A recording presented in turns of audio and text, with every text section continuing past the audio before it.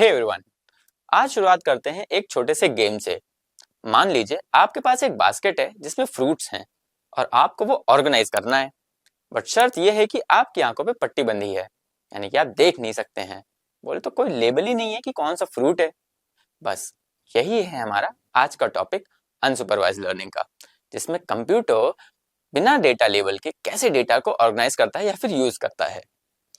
तो अब कंप्यूटर को करना क्या है कि भाई उसके पास डेटा बहुत सारा है बट कोई लेबल नहीं है, जैसा कि सुपरवाइज लर्निंग में होता है। तो वो कैसे करेगा? एग्जाम्पल के तौर पे मान लेते हैं कि आपके पास एक मैजिक बॉक्स है। बोले तो बचपन में हम सभी को चाहिए होता है वो शकला की बुम बुम टाइप वाला, कि वो पेंसिल बॉक्स आया। वो तो अलग एक पेंसिल थी, हम सिर्फ पेंसिल बॉक्स की बात कर रहे हैं। अब रात में जब भी सोते हैं वो अपने आप ऑर्गेनाइज हो जाता है। पेंसिल एक तरफ, इरेजर एक तरफ, कलर्स एक तरफ।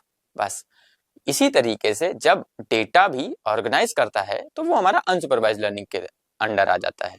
एग्जाम्पल के तौर पे मान लेते हैं कि एक रोबोट है जिसका नाम है चिंटू। अब चिंटू के पास बहुत सारी फोटोज थी, उसे करना था ऑर्गेनाइज। उसने कहा कि मैं एक काम करता हूँ।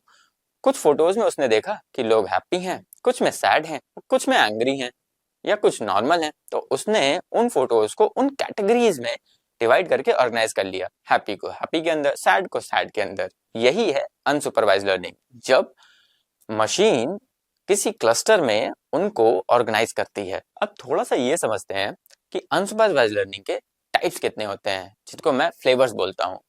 सबसे मजेदार फ्लेवर होता है क्लस्टरिंग या फिर ग्रुप।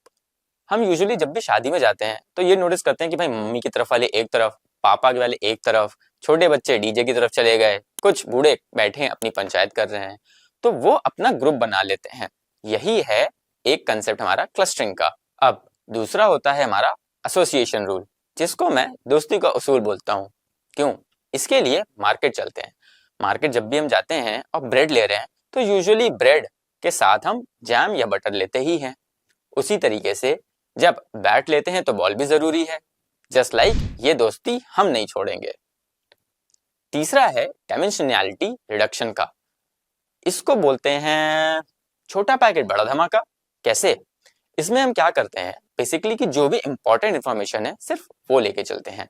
फॉर एग्जाम्पल, जब भी हम अपनी वेकेशन पे जाते हैं तो पैकिंग करनी है, लगेज की भाई प्रॉब्लम होती है, फ्लाइट से जाना है तो लिमिट भी है, तो जो सिर्फ इंपॉर्टेंट है वो लेके जाते हैं। यही है हमारा तीसरा flavour, it's a story time, जो कि मेरा फेवरेट पार्ट रहता है हमेशा। तो एक बार एक एलियन धरती पे आता है। एलियन था तो हाईटेक तो होना बनता था उसका। वो अपने साथ एक हाईटेक कैमरा लेके आया था, क्योंकि वो मल्टीपल प्लैनेट्स पे जाता था, एनालाइज करता था। वो सारी चीजें अपने कैमरे की हेल्प से कर लेता था। कैसे? जब भी वो कोई फोटो क्लिक करता था तो उसका कैमरा प्लैनेट के अकॉर्डिंग उन फोटोज को ऑर्गेनाइज कर देता था उसके लिए। सेकंड, जो सिमिलर होती थी जैसे कि पेड़ पौधे अगर कहीं उसको दिख रहे हैं तो वो सारे एक साथ कर लेता था, यानी कि जो सिमिलर चीजें एक साथ दिख रही हैं उनको भी रख लेता था। तीसरा, क्योंकि मेमोरी भी उसको कम चाहिए थी, या फिर कह सकते कि उसकी मेमोरी कम कंजप्शन चाहिए था, तो उसका कैमरा सारी फोटोज को कंप्रेस करके भी रखता था, यानी कि पूरा एआई का इस्तेमाल कर रहा था। अब इसी तरीके से ये भी समझिए कि हम जब मल्टीपल टाइप्स को मिक्स करते हैं तो हमें और बेहतर रिजल्ट्स मिलते हैं। तो अनसुपरवाइज्ड लर्निंग एक ऐसा तरीका है जिसमें कंप्यूटर बिना किसी डेटा लेबल के डेटा को ऑर्गेनाइज या फिर कह सकते हैं यूज करता है। ठीक उसी तरीके से जैसे हम जब न्यू स्कूल या नई जगह पे जाते हैं तो फ्रेंड्स और अपने दोस्त बना लेते हैं वहां पे। याद रखना, जब भी आप कुछ ऑर्गेनाइज कर रहे हो तो आप भी एक डेटा साइंटिस्ट की तरह ही काम कर रहे हो। चाहे वो कमरे को ऑर्गेनाइज करना हो, फ्रिज में बास्केट से फ्रूट्स निकाल के रखना हो, या फिर कोई और काम। तो ये था हमारा फन फील्ड अनसुपरवाइज्ड लर्निंग का लेसन। उम्मीद करता हूँ आपको समझ में आया होगा। तो वीडियो पसंद आया है तो लाइक शेयर सब्सक्राइब जरूर करें।